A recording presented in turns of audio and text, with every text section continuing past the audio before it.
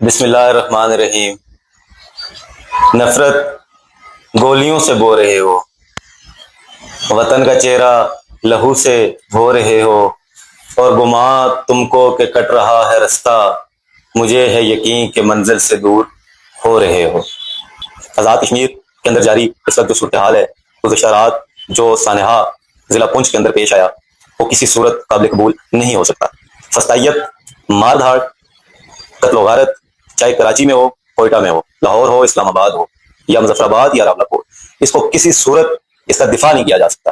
وزیر اعظم آزاد کشمیر وفاق سے فورسز بلوا کر، عوام کا قتل عام کروا کر، زرداری ہاؤس میں بیٹھ کے اظہار تشویش اور اظہار مذمت کر رہے ہیں۔ خدا را ان منافقانہ چہروں کو پہچانے، اور آزاد کشمیر اسمبلی میں موجود تمام اراکین اسمبلی سے یہ میری گزارش ہے کہ اس پہ غور فرمائیں اور اپنے تئیں آزاد کشمیر کے اندر قیام امن کے لیے آپ جو کر سکتے ہیں وہ کریں، اپنی اپنی اناؤں کو تھوڑا سا جھکا لیں۔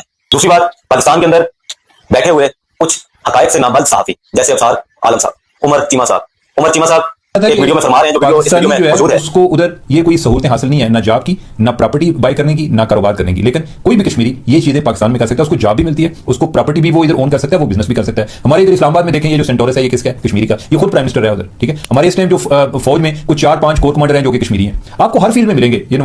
یہ وہ لوگ ہیں جو تاریخ کا مطالعہ، جو مقدمات کا مطالعہ کیے بغیر اپنی رائے قائم کرتے ہیں، اور حقائق سے ناواقف لوگ ان کی رائے سن کر اپنی رائے قائم کر لیتے ہیں اور نفرتیں جنم لیتی ہیں۔ فیاض الحسن چوہان نامی پاکستانی سیاست کا گندا ترین کردار بھی گزشتہ شب کشمیریوں پہ بھونک رہا تھا، اور ایسے الفاظ کا چناؤ کہ جس سے نفرت میں اضافہ ہوگا، جس سے کشیدگی میں اضافہ ہوگا، اور انارکی پھیلے گی، بڑھے گی۔ جناب، پاکستان کے مقتدر حلقوں سے یہ گزارش ہے کہ آپ آئی جی آزاد کشمیر کا انٹرویو سن لیں، آپ وزیر اعظم آزاد کشمیر کی گفتگو سن لیں، آپ تمام حقائق کا جائزہ لیں اور فیصلہ کریں کہ کون غلطی پر ہے۔ 9 جون ابھی آیا نہیں، آزاد کشمیر حکومت کو ایسی کیا ضرورت پیش آئی کہ اسے وفاق سے فورسز بلوانی پڑی؟ ایسا کیا ہو گیا کہ کھائی گلا سے واپسی پر عمر نذیر کو گرفتار کرنے کی کوشش کی گئی؟ کیا عمر نذیر کا نام 4 شیڈول شامل ہے؟ کیا عمر نذیر کے خلاف کوئی دہشت گردی کی FIR، دہشت گردی کے مقدمات موجود ہے، یا عوامی ایکشن کمیٹی سے وابستہ کسی بھی شخص کے خلاف؟ یہ عوام کی جدوجہد ہے، اور چند لوگ آزاد کشمیر کے اندر اس کی ترجمانی کر رہے ہیں۔ وہ پاکستان کے مخالف نہیں ہیں، چاہے شوکت نواز میر ہو، چاہے عمر نذیر کشمیری ہو، چاہے کور کمیٹی آزاد کشمیر جموں کشمیر عوامی ایکشن کمیٹی کے جتنے ممبران ہیں وہ ہوں، ان میں سے کوئی شخص ایسا نہیں کہ جو پاکستان کے خلاف، پاکستان کے اداروں کے خلاف، قانون نافذ کرنے والے اداروں کے خلاف ہو۔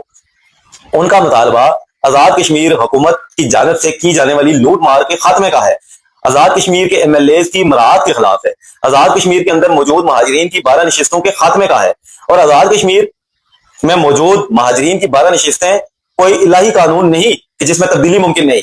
یاد رکھیں، یہ انسانوں کا بنایا ہوا قانون ہے، اور وقت کے ساتھ ساتھ قوانین بدلتے ہیں، ضرورت کے ساتھ ساتھ قوانین، معاشرت، رہن سہن، ڈھنگ، طور، اطوار بدلتے ہیں، اس میں کوئی مذائقہ نہیں۔